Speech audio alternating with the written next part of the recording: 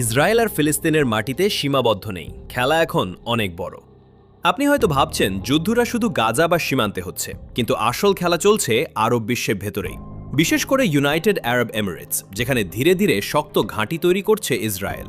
এটা কি শুধু কূটনীতি, নাকি এর পেছনে আছে অনেক বড় কোনো গোপন সমীকরণ? আজকের এই ভিডিওতে আমরা এমন কিছু তথ্য দেখাবো যা জানলে আপনার পুরো ধারণাই বদলে যাবে। আপনি দেখছেন হেডলাইন বাংলা। চলুন শুরু করা যাক। ইসরায়েল এখন শুধু একটি রাষ্ট্র না, একটা আইডিওলজি, একটা প্রভাব, একটা নেটওয়ার্ক।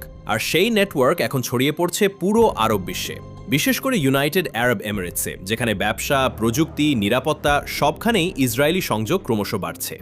অনেক বিশ্লেষক বলছেন এটা শুধু সম্পর্ক না, এটা স্ট্র্যাটেজিক অ্যালায়েন্স। আর এই অ্যালায়েন্সের অন্যতম মুখ হিসেবে উঠে এসেছে দাহি খালফান তামিম। এখানে একটা প্রশ্ন, আপনার কি মনে হয় ইউএই সত্যিই ইসরায়েলের সাথে এক হয়ে যাচ্ছে? কমেন্টে আপনার মতামত লিখে জানান। আর এমন বিশ্লেষণ পেতে এখনই হেডলাইন বাংলা সাবস্ক্রাইব করুন। এই দাহি খালফান তামিম গত কয়েকদিনে একটার পর একটা পোস্ট করে সরাসরি বলছেন আরবদের বাঁচতে হলে ইসরায়েলের সাথে থাকতে হবে। শুধু তাই না, তিনি প্রকাশ্যে আহ্বান করছেন ইরানের বিরুদ্ধে ইসরায়েলের পাশে দাঁড়াতে।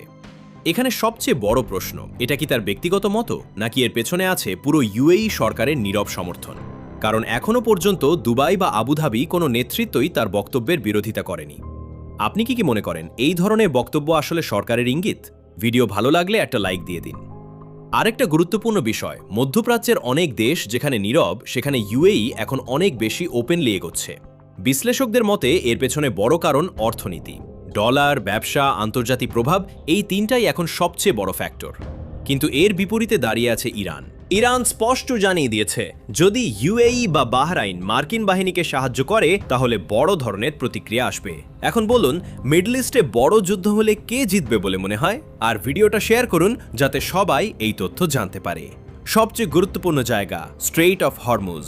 বিশ্বের তেলের বড় অংশ এখান দিয়ে যায়। যদি এখানে সংঘাত শুরু হয়, পুরো বিশ্ব অর্থনীতি কেঁপে উঠবে।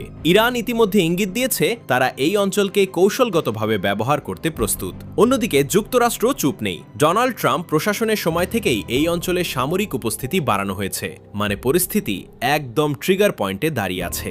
এই মুহূর্তে যদি যুদ্ধ শুরু হয়, আপনি কি মনে করেন বিশ্ব অর্থনীতি ভেঙে পড়বে? কমেন্টে আপনার বিশ্লেষণ দিন।